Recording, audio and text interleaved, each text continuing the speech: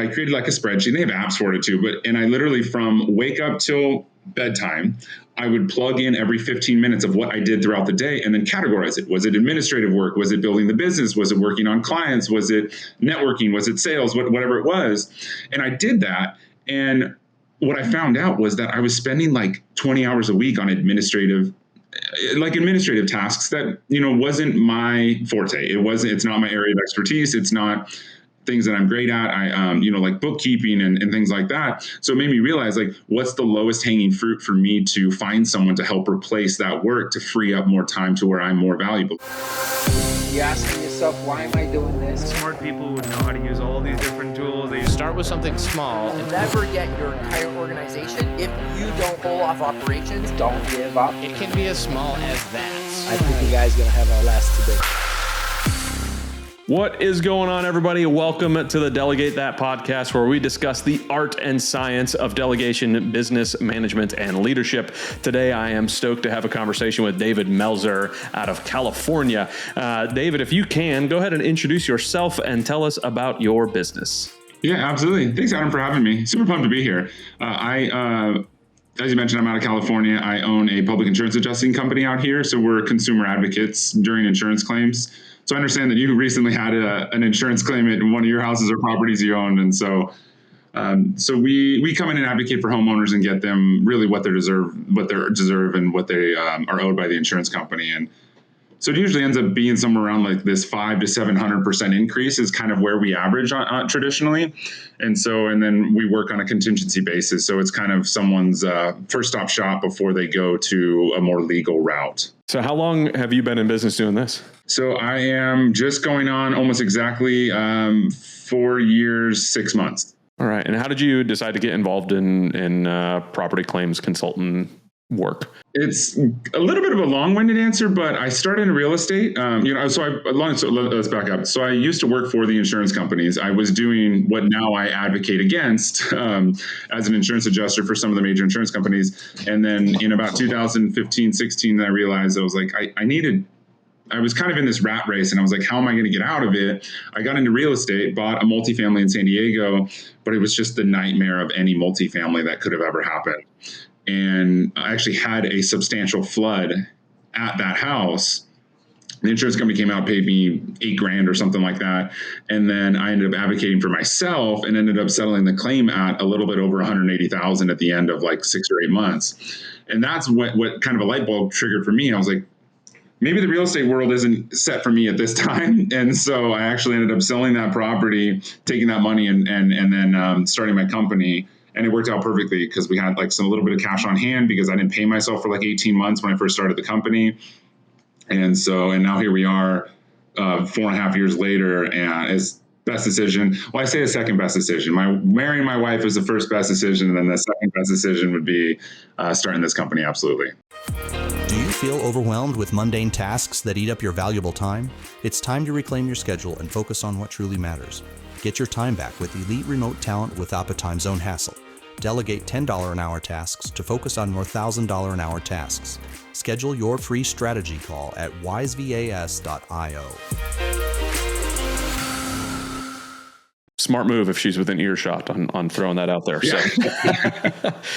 So I'm interested. How did you kind of go self-advocating for yourself, going from 8,000 to 180,000? What sort of steps did it take to kind of get to that? As somebody who ended up hiring somebody to do this, I'm interested how you managed to do it yourself. Because I was an insurance adjuster at that time, so I knew the ins and outs, but the adjuster that I was working with didn't figure that out. And so I played dumb at the beginning to just see where they would land. But it's really just like I always use the metaphor of like peeling an onion, and it's like you're peeling it back like one layer at a time. And as soon as you get into, like, for instance, I got into the kitchen cabinets, and then it was like, okay, I got the kitchen cabinets, I got the countertops, I got the backsplash, I got the upper cabinets, I got all the plumbing that surrounds it. So like that was one peel.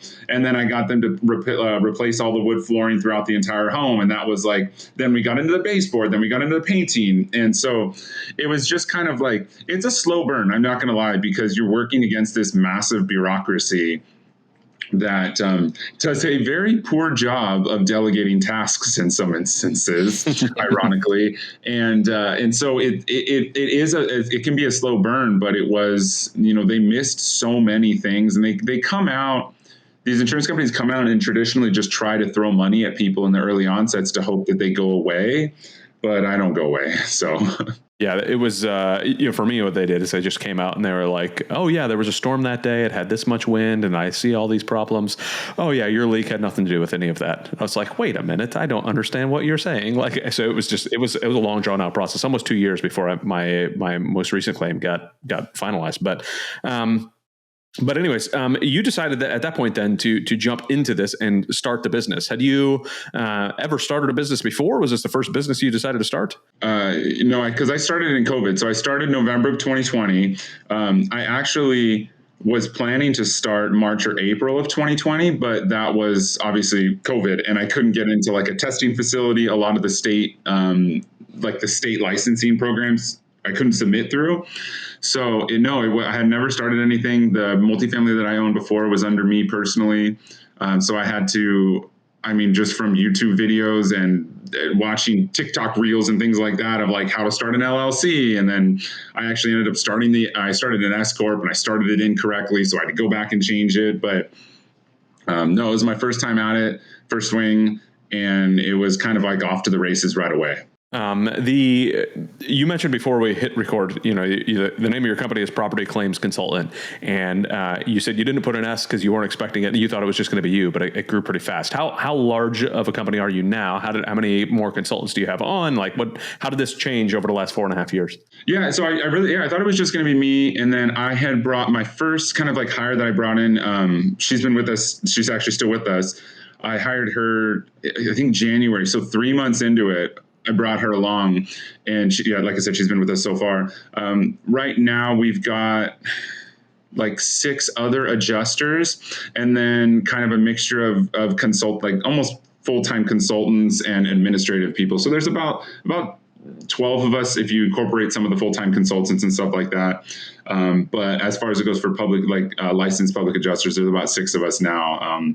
I'd recently just had to let someone go, actually just yesterday. So that's been a little bit of a change and reorganization and a significant amount of delegation. Absolutely. Was it an adjuster that you had to let go? Mm-hmm. Yeah. Okay. So as you were kind of building this out, if you'd never started a business before, now you're building one, and now you're trying to hire employees. How did you kind of start to structure it yourself to learn or to get through some of the steps that you knew you had to get through? I think some of the great advice I always got earlier on by some mentors that I had, whether they were a formal mentor or just a friend of mine, was, whenever you build out a process earlier on, build it out so that it's sustainable 10x. And I can't stand and say that all our processes are concrete and flawless, but when I first started, as soon as I started to actually have to develop out processes, and it wasn't just me running everything A to Z, I kind of thought, okay, if it's just me, what process would make sense if we had 5 more of me floating around or 10 more of me's floating around? And so that helped me put it in perspective. Again, everything is not flawless, but I was able to kind of like see that perspective and understand that if it can if it can be built out to be able to sustain 5 or 6 of us or 10 of us, that would most likely be able to sustain any volume that I had brought in. So it was a lot of trial and error. I can't say that everything went seamless and flawless. We had just moved into a new house, and this house we've since moved out of there, but this house and this room where my office was is such a vivid memory of mine because burning the midnight oil was such a regular thing. It was, wake up early, work for 8 to 10 hours, try to get some sort of workout in the middle of the day, spend an hour or so with my wife. And then I was signed back on working till midnight for probably the best part of the first 2 years. Yeah, it gets, especially when you're in that building phase, it's exhausting. It's really difficult to kind of work through that. And I think a lot of people aren't really used to having to do that. I'm in the process of hopefully buying another business, and this guy, he never started a business. He has no idea what he's doing. And he did that exact same thing. He was trying to burn the midnight oil, but didn't know the steps to take. So you mentioned the mentors and different things. So how did you, like, with these folks you were talking to, did you discuss the problems you were having? Like, hey, I'm up at midnight all the time trying to figure all this out. How do I make sure that I'm hiring the right people and doing the right things? Like, where did those discussions happen that made that change for you to be able to bring on the people you did? I would say some of the mentors that I had to reach out. Let me back up. The only like concept of like a mentor that for me that I had was probably a year into it. So I was already so down this rabbit hole of just trying to figure it out on my own. And then finally, I started reaching out to people in my industry just because I was trying to build relationships and networking and things like that. We're heavily referral driven. So that's why too. And I'm meeting all these other business owners that were either, they were at my point one time and then they started giving me advice. And I was like, oh, wait, this is this close knit community of business owners, whether it's an insurance business or a roofing business or whatever it is, like everybody still has a mutual respect for one another. And people were willing to kind of offer up that advice. But so, truthfully, I forgot where I was going with that. But long story short is I really was figuring out all on my own for the first year. And then once I started to actually like connect with people and people that were far surpassed from where I had been, I was starting to get like great advice. And when I had mentioned earlier that the first person I hired was like 3 months into it. And I went from, working like legitimately 15, 16-hour days to like 14-hour days. And then I think the big jump was actually when I joined GoAbundance. So I joined GoAbundance in May of 21. And then I went to an event shortly after that. And this guy, Brad White, actually had put on a talk about doing a time audit. And I'm like, what the hell is a time audit? And a time audit was I created like a spreadsheet. They have apps for it too. And I literally from wake up till bedtime, I would plug in every 15 minutes of what I did throughout the day and then categorize it. Was it administrative work? Was it building the business? Was it working on clients? Was it networking? Was it sales? Whatever it was. And I did that. And what I found out was that I was spending like 20 hours a week on administrative tasks that, wasn't my forte. It's not my area of expertise. It's not things that I'm great at. I, like bookkeeping and things like that. So it made me realize like, what's the lowest hanging fruit for me to find someone to help replace that work to free up more time to where I'm more valuable, call it dollar producing activities. And so right then and there, I brought on more administrative help because I didn't realize I was spending so much time on it. So that was like a big kind of like kick in the shorts that I needed to realize that I was spending so much time on just repetitive, like administrative items that, again, not my forte, not my strong suit, and also not where I was the most valuable. And so when you brought in administrative help, was that a local person there? Did you hire a VA, or how did that kind of stem out for you? I guess a little bit of both. It was actually the first person I hired was I went out to lunch with a friend of mine, or I went out to breakfast with a friend of mine, and I was just talking about my business, and he had recently kind of retired actually earlier in his career. And I had mentioned that, and he said, well, hey, my sister's like looking for some part-time work, and she doesn't live locally. Bright woman, she's worked in similar industries, and that's what I was looking for. I was looking for like part-time work. I didn't know if I could sustain a full-time person. It was prior to me even having any knowledge about virtual assistants or EAs and things like that. And I remember reaching out to her like on my drive home from that breakfast. And then I think she started like a couple of days later. Very cool. So you hired this part-time assistant, get rid of some of your administrative tasks. Eventually you're growing to 6 adjusters. What was the transition like, and how did your workload increase to the point where you knew you started to need to make more of these hires on the adjuster side, especially? I really think the biggest tool that I've used is this time audit, because it helps me look into like where is my time being spent with focusing on the actual tangible time allotment, not the headspace and bandwidth. Because I think that's a big thing that is misconceived in the business ownership world, because there's like headspace and bandwidth, but then there's actual your physical time. And so like you might be dreading on laying someone off, hiring someone, doing an interview, whatever it is, like something that you don't enjoy, and you think that takes up a lot of your time, but realistically it's just like your physical, like your mental headspace and bandwidth. And so that time on it really helped me calculate like, okay, what where is my time being allocated, and how can I remove some of that time so I can focus on some of the other areas? And so I still to this day regularly do these time audits, like once a quarter, to just see, like, kind of check in with myself, see where am I spending too much time? Because I often find myself getting into working in the business as opposed to working on the business. I think it's kind of like the day old story of entrepreneurs, but seeing it, and for me as a visual person, like seeing it tangibly in front of me on a spreadsheet saying, oh, hey, you spent 20 hours this week doing this. Like, maybe it's time to look at growing or expanding in that area. So when did you bring on your first adjuster to help you offload some of those tasks? Obviously, those are the money-making tasks, is doing the adjuster stuff, right? So you had to have gotten to a point where you looked at this time audit and said, I can't continue to do this at this level if I keep getting referrals. So when did you start to first make those hires? That first hire was so I started November of 2020. Then the first hire was like late of the following year. So a little shy of a year, I brought someone on. So also shortly after that first time audit, from that first abundance. Realistically, right? Yeah, it was pretty close, because the administrative help that I brought on was before I even knew about any of this. I just realized I knew I was spending too much time there.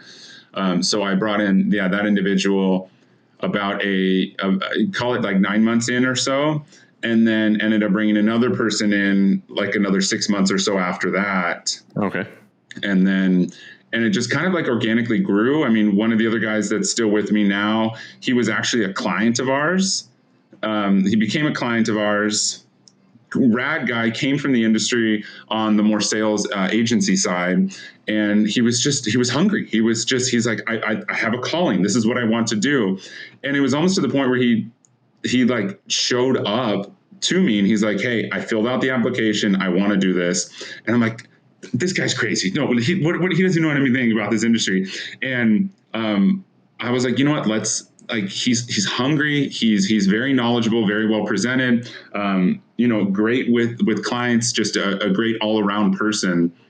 And so that was, and he's still with us, and he's just absolutely crushing it, and just a great guy to work with. But it's crazy because he was a client of ours. He reached out to, and I remember because his claim was something that I didn't necessarily want to take on. It wasn't a super big claim, and we were so busy at the time. But he was persistent. He's like, no, I need your guys' help. And then we did very well with it. And then next thing you know is he's working with us and just off to the races. So I think the first few hires were fairly organic. They kind of just came, I wouldn't say naturally, but I was just very active in networking groups, Facebook groups in our industry. I was meeting with a lot of people outside, networking and just creating relationships. And it was just people that had heard about us. The second adjuster we got was from a competitor of ours. And he, same thing, kind of approached me and said, hey, like, you guys have beat us out on a bunch of jobs. Like, I want to be on the winning side kind of thing. I want to come to you guys. And so, great person, great, add to the team. He has since kind of gone on his own thing. It kind of happens in our industry. But he was an absolutely, fantastic person to work with and everything like that. It was really just being involved and really being a good, I started out with social media earlier on. I don't have a huge social media presence, maybe 15,000 followers over the course of all the platforms, but it's a smaller industry. And so there was just like a lot of organic growth that people would come to me, that I would get applications on my desk of people that I really hadn't been pursuing it, just reaching out to me. So one thing that you hit on, and I want to kind of foot stomp it a little bit, is a lot of people will hire based off of somebody's certifications or experience or whatever. But you talked about the one guy who was one of your clients and had that hunger inside of him to be able to go and chase these things down. So as you've been hiring multiple adjusters, some of them leaving, some of them staying, who are the ones that you have hired that you've found were the best fit for what you're doing compared to maybe what your brain thought was going to be the best fit? Because obviously this one guy, you said, you don't have any experience in this, but you still took the chance and hired him, and now he's a great asset to the team. So as you've learned and molded your hiring thought process, what has kind of changed over the years, and what are you looking for now when you're hiring somebody? So I feel so strongly about this, and it is hiring the personality. hiring the personality, hiring the behaviors, and you can teach the experience, but you can't teach the behaviors. It's like sales, you can't necessarily take a super introverted person and have them be a great outside salesperson. And so our job can be quite contentious often. And so what I have learned over the years is that it's always best to hire that behavioral person, and I can teach them the nitty-gritty and the technical skills that need to be successful in this role. But it's hard for me to teach that behavior and that grit and that grind. And I think that is something that is more innately built into people. And not to say, and there's a value of all of the full spectrum, but for the roles that we need specifically, I think that hiring the specific behaviors, and we use Culture Index now, and I'm a full believer of it. It's not Culture Index over DISC or anything else. It's just, that's what we landed on. And I'm an absolute full believer of it. It was kind of tough to adopt, but once I kind of saw and saw it play through and was able to really kind of, oh, that's why I'm that way, or that's why this person is that way. It's just like an inherent built-in characteristic of that individual. And I think since then I've been a full believer of that. And so I want people with some sort of experience, but I need the tenacity and the built-in inherent kind of behavioral characteristics, which has been a lot more successful in my eyes. For sure. It's the difference to me when I talk to folks who are going through business school or something, and they've got these teachers, these professors who have never started a business before. Like, great, I'm glad that they have a business degree, but that doesn't mean they're practically able to do this stuff. I would rather go chase down the person who's got that drive and ability to make things happen and have him run a business over the person that has a business degree. But again, if you've got both of them, great. I'd love to see it. But we already talked about it a little bit. You just let somebody go yesterday, and so this is going to be a two-part question, is like, how did you kind of decide, what sort of things did you see? What sort of things would you recommend other folks look out for when they need to let somebody go? And then what is your process going to look like now to replace this person you had to fire? So it's tough. It's like firing or letting someone go is never, parting ways, laying off, whatever it is, it's just never good, because it's always going to impact someone financially. And it's never something that I ever want to do, but it's the reality of just kind of the ups and downs. Luckily, this was a very amicable kind of separation, and it's someone that I will run into the industry, and I'm not worried about, like, I'm not concerned about them being successful. It just really wasn't as much of a cultural fit, I think, is what it was. So that happened again, like I said, just yesterday. I had brought in a VP of operations a few weeks ago that I have been searching for the last 6 or 7 months. And she stepped in right away. And what was really great is that we needed to kind of organize a lot of her prior work and get it to a point where we could pass it off to the new adjusters. And so, I got her access to all of emails and things like that. And she was off to the races, just organizing it and having it in a nice compiled and kind of succinct file for each person, so that they could catch up on what had been done or what needed to be done on our existing clients, so that she left yesterday and that we're already moving forward on her work yesterday. All right. Yeah. And that's sometimes a pretty difficult spot to be in when you let somebody go. Like, the pile adds up quickly. So if you've got a good system, and you talked about setting up a system and process that is supported for 10x for where you are right now, would you say that setting up that system previously is kind of what allowed you to be able to do this? Or was it just that, like, you had a critical person as a VP of ops that really was the pivot point for that? Or, what would you say is the one of the linchpins for your ability to let somebody go and it's already being picked up? A little bit of both. I think we had some, we have a CRM that we use that she was one of the better users at it as well. And so that individual had a lot of notes and things like that in the system. And then we also have like a Dropbox folder where a lot of our documents are held, and so there was we were able to kind of recover a lot of those documents, and then having that key player in place too, to be able to, where she had the bandwidth to tackle and go through and sort of reorganize it and get it to a point of moving forward. So I think it's it's probably the biggest thing that I dread as an entrepreneur in this industry, is losing people and having to like move the claims around. Like, we call it reassignment of claims, and it's something that happens on the insurance company all the time.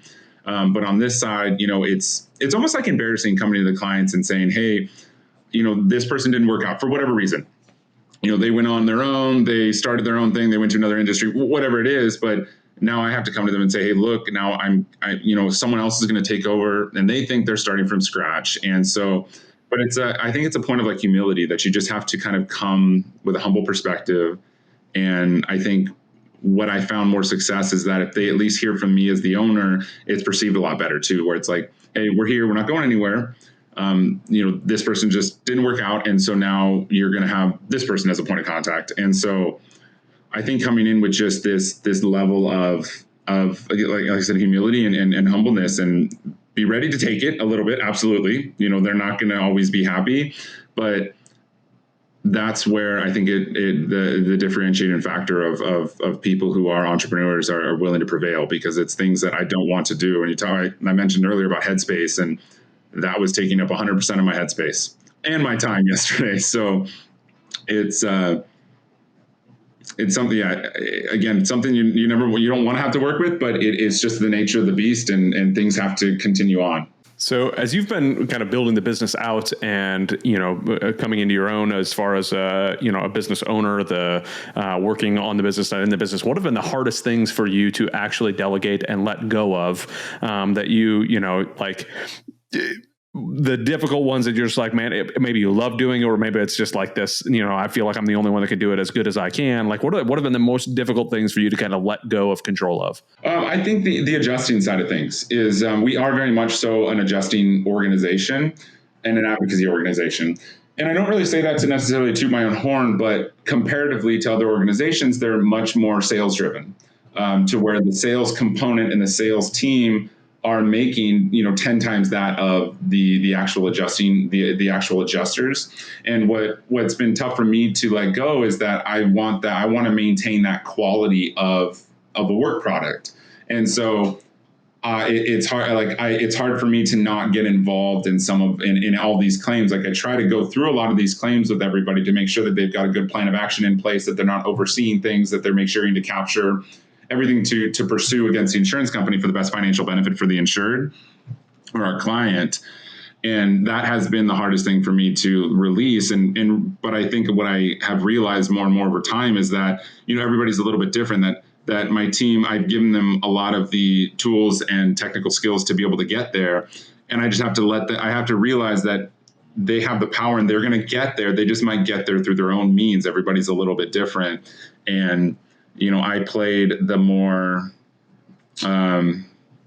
behavioral kind of perspective on it, to where I was always the much more like nice, kind of happy-go-lucky adjuster, but stern during these inspections. And I moved mountains at these inspections. Some of my other team, they moved mountains during some of the more back and forth behind the scenes.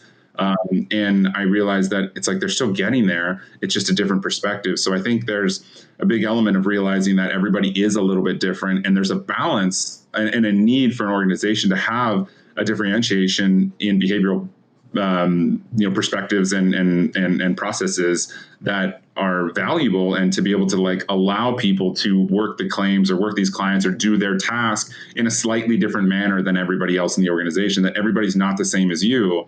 And that the way that I did X, Y, and Z might vary between another individual that does X, Y, and Z, but they're still getting to the same point. So as you've been kind of explaining some things, and part of this is my ignorance, so I'll just kind of talk through that to play it out.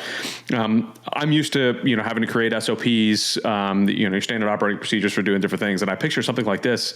You talked about the layers of onions, and I'm picturing like this decision tree as my SOP in your job. Like, okay, we're starting with a roof claim, and it's, then I'm going to peel this down. And it's like, if this, then this, if this, then this. So what sort of, do you have SOPs for your people to follow, like to say, hey, if this is a hail damage claim, then we peel this piece, and then like almost a decision tree type of thing? Or how do you kind of create SOPs, the systems for these folks, to really know that they're getting every single step down? I mean, you mentioned some may take a different route than another, but there's got to be a general idea of how to get to the bottom of all of the claim. That's been a huge pain point, truthfully, because it's a good metaphor is that we're kind of project managers, but the project managers are the people that we're managing, the actual people would be the adjusters of the insurance company. So we're advocating against an organization that a massive bureaucracy that dislikes us drastically.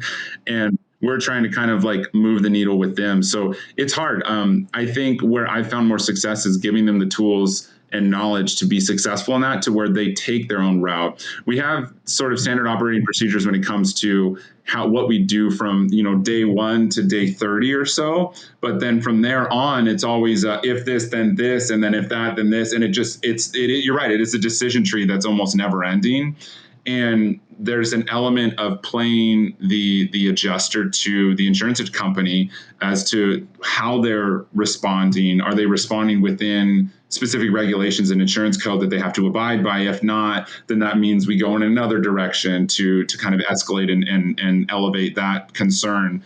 So it's something that I've struggled with. Absolutely. I mean, in the level of just vulnerability, it's something that we don't have necessarily documented and that we absolutely could benefit from. And I recognize that.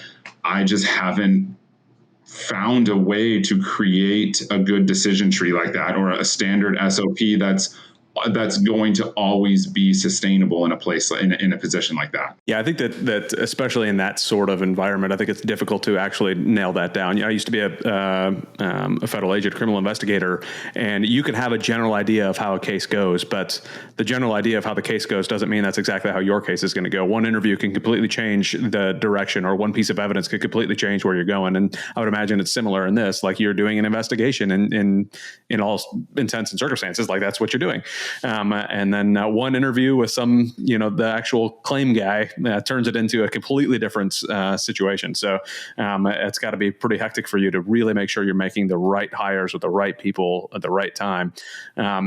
So what sort of back end support do you have to provide all of these adjusters, right? So, I mean, we talk about VAs, we talk about different systems and all that sort of stuff. Like, I would imagine trying to, if each one of your adjusters did the same thing you did and did that 15-minute audit, maybe you already do have your people do that. I don't know. But if they did that, like, what sort of systems, or I really want to stick to people, what sort of people would you need to hire inside of a company like yours to make sure that your adjusters are focused on all of their dollar productive activities and have everything supported for them? I think the big element is the estimating piece, and that's what we have. And we went from really having call it part-time estimator that would just kind of put together an estimate and submit it over, and then we would run with it from there. And me having knowledge of the entirety of the role, I was able to do all the components from A to Z. As we've continued to grow, I've brought these estimators in more, really more closely with the team, and they're working a lot more alongside and more partnerships with a lot of these clients, because that was the big time suck realistically for some of these the field guys, to where some of this back end paperwork and updating an estimate and getting photo documentation for this, and a lot of that to get over to this insurance company was just a time suck. And so these estimators who have been like a crucial role for us, and just there's two guys and they've just been an awesome add to the team. They've been brought in a lot more closely, to the point where we're working these claims a lot more kind of hand in hand with them, as opposed to just saying, oh, hey, can you complete this estimate and send it over to me? Now it's like, can you complete this estimate? And then we're bringing you in now as our consultant. And so they're able to delegate work to those individuals and work more hand in hand. And, my field staff is really a lot more of the face card. And we've kind of moved into a lot more leaning on their technical expertise for doing what they're great at, versus letting the field staff deal with the customers, or deal with work with the clients, work with the vendors, work with the insurance company directly. But a lot of that back end work is completed by a separate team. Awesome. Yeah, I think that making sure you hit it a couple times in there, making sure that the right people are doing the job that they're best at and staying focused where they need to be. And I think that's what we should all be paying attention to in our businesses, and focusing our people in the right spots. But David, is there anything else you kind of wanted to hit on, like that you wanted to cover throughout this process? I mean, it's been an awesome interview. I think you've built what sounds like a great company, setting the right systems in place and doing the right things. So I love hearing all of it. So is there anything else that's like the future of where you're going, or what's your plan, or how everything's going from here, that you really want to kind of harp on or hit on? I'm trying to think. I mean, I think that my big takeaways now, like just from our call here, or our chat here, has been like looking back and saying, like, I wish I would have found these mentors earlier on And I think that if I would have like entered into the business with a mentor right out of the gate, I think I would have surpassed where I was at earlier on faster and with a little bit less hiccups and stumbles along the way. So I do see now that value, and I myself have mentored a lot of other people doing other businesses, whatever it is. And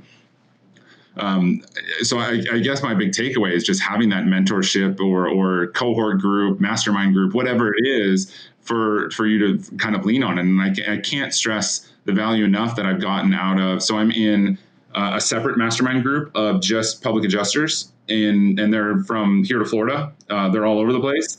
And I mean, just the value that some of these guys have given me, because there's guys, earlier in me in stages of their business, there's people that are far beyond me. And then there's people right in between. And, and I always thought that it was like, oh, it's just who I am. I keep failing here. And then I realized like, oh no, everybody is making mistakes here and there. It's not just me. And so having that support group in like a business community has been, invaluable. It's something that I can't put a value towards because it has been so incrementally helpful throughout my journey. Awesome. Yeah, I think that I highly recommend folks get around, you are the 5 people you're around most. So get around people who are going to help improve your position, help you increase your value in your own business, and that you could also help them increase their value. So I love it. Well, David, that was a phenomenal conversation. I really appreciate you jumping on. If somebody's hearing this and they want to reach out to you, maybe they're out in California and want to reach out to you, what's the best way for folks to get a hold of you and find out more about your services? Yeah, submitting through our website.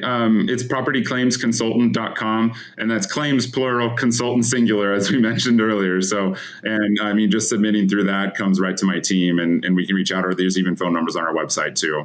And that's really the best way to get a hold of us. And I think what I found a great value in this industry has been, a lot of our referral partners that we work with that end up sending us a lot of our work, I might pick up the phone and answer 10, 15 questions or scenarios with them before we even actually take on a client of theirs. And so what I always do is I offer up my help or assistance or guidance through the people in the, restoration industry, asbestos abatement, general contracting, anything that kind of works around that house remodel, business remodel type world, because I just always find it a lot better to enjoy the people that you work with. And then, the work comes and follows. I'm not the main referral contractors that we have.